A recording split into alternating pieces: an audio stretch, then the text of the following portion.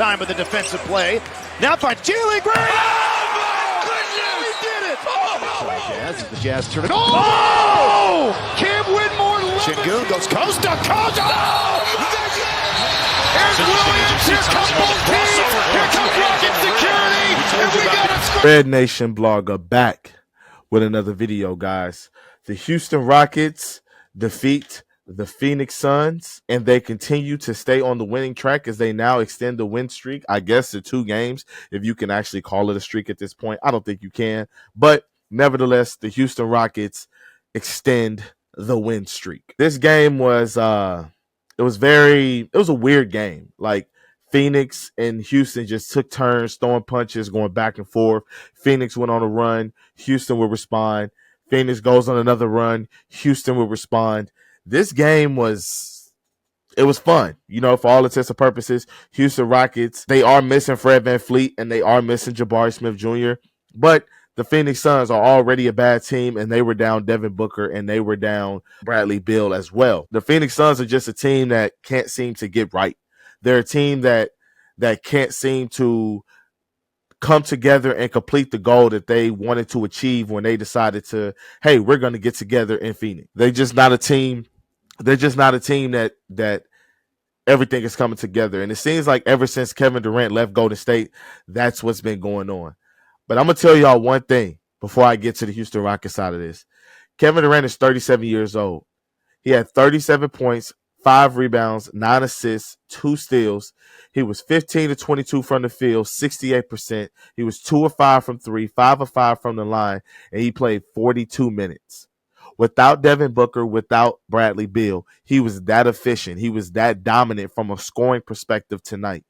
Kevin Durant, there has been a lot of talk about Houston wanting to look more towards Devin Booker than they do Kevin Durant. Whatever preferences that Houston has between the two players is their preference. No knock on it. However, if Kevin Durant is available and Devin Booker is not, Houston should waste no time picking up the phone and calling the Phoenix Suns to see if Kevin Durant is available and see what it would take to get it done. After this year, he has 1 year left on his deal. I personally don't see why Kevin Durant wouldn't want to re-sign in Houston or extend his contract in Houston. Personally, that's just me. If it's something that I'm missing, y'all let me know. But I don't see why Kevin Durant wouldn't want to come to Houston. What is he missing out on by coming here?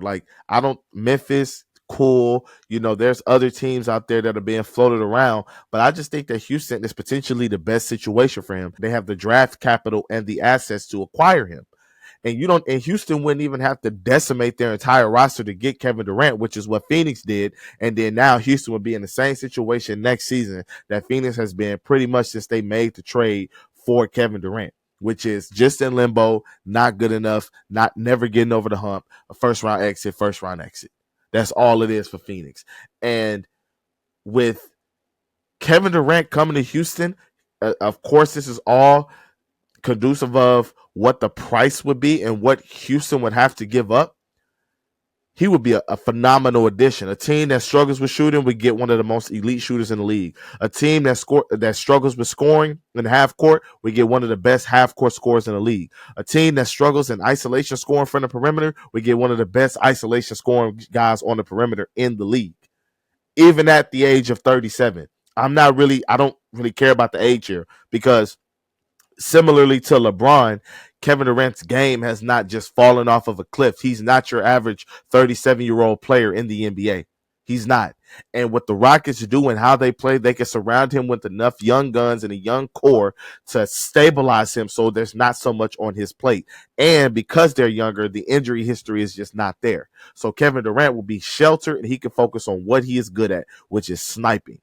So if he becomes available, the Houston Rockets should absolutely make a trade for him. But this game, man, back to the game. This game was funky. There was a stretch in the first half. Cam and Dylan, Cam gets lost a lot on defense. He doesn't seem to make the right decisions when he's in transition and he has the ball in his hands. He doesn't look to make the right decision. There was a play where it was like a 1-on-4 fast break. He went up on 4 Phoenix Suns that were all in the paint, and he did not look to pass at all. Phoenix challenged it. They got the ball back because it was the right call. The basketball guys and me as a fan don't want to see you rewarded for that. We don't want to see you bailed out. Pass the ball. Make the right play, Cam. That's all I got to say. And for Dillon Brooks, I want Dillon Brooks to just get his shots more within the flow of the offense. I know guys are down right now, so there's more shots to go around, but I need Dillon Brooks to start looking to get his shots within the flow of the game and within the flow of the offense more, similarly to what he did in the fourth quarter when him and Jalen had a two-man action and he hit 2 big-time threes to close the game in the fourth quarter. That's how I kind of want Dillon Brooks to get his offense. I'm just going to come out and say it. Let's get to the best part of the show, man. My favorite part of the show, the good. Amen Thompson with a triple-double, 18 points, 10 rebounds. He tied his career high with 11 assists. He had 2 steals to go along with it, 2 blocks. He is a two-way player, 7 to 13 from the field. The dude is just good at basketball. Amen Thompson is really, really good at basketball. And when Jabari gets back, it's gonna unlock Amen even more when Jabari gets back.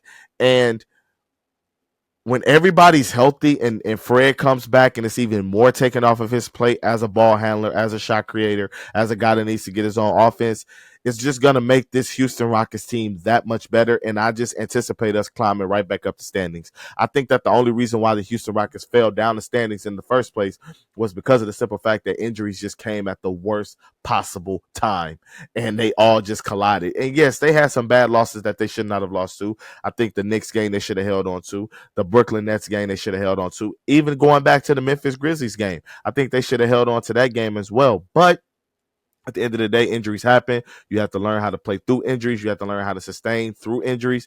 And the Houston Rockets are learning that. They are a young team. Second good, Tari Eason.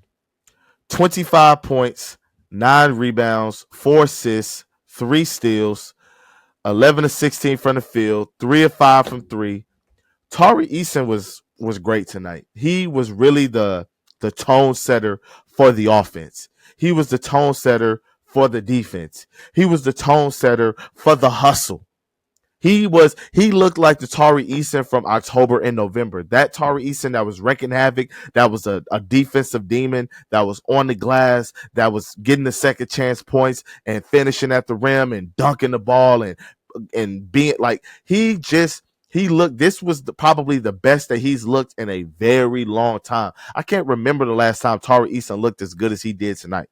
He was arguably the Rockets' best player tonight. That's how impactful he was on both sides of the ball. And you need Tari Eason to do that consistently. He's not playing tomorrow versus Golden State. The Rockets are trying to ramp him up. But when Tari Eason plays like this Rockets team can go to another level. That's why I love Tari Eason. And they didn't run anything for him offensively. He did all of this just out there running around, being a demon. That's what he did.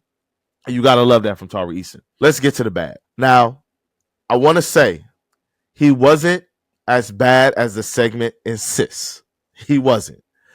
But somebody has to be in there. Jalen Green with 22 points, 3 rebounds, 5 assists. He was 8 of 21 from the field, 4 of 15 from 3.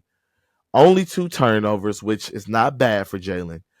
Listen, Jalen tonight, I don't know what was going on with him. He just wanted to shoot the 3 ball, 4 of 15. I haven't seen Jalen chuck from 3 like this so much since that season opener game versus the Charlotte Hornets when I think he took like 18 threes. He was like 6 of 18 or something crazy like that. Like, I haven't seen Jalen black out from the 3-point line like he did tonight in a very long time, in months.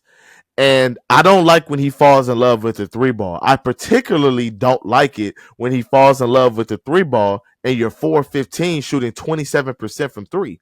I really don't like it then because now I'm confused as to why you're falling in love with it. If you're 7 of 15, if you're 8 of 15, if you're 9 of 15, okay, cool. I'm fine with it. 4 of 15?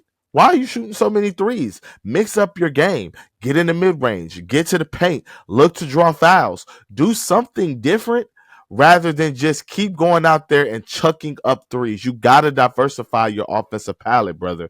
You have to do it. And for the downright ugly, Cam Whitmore, 21 minutes, 4 points, 2 rebounds, 3 assists.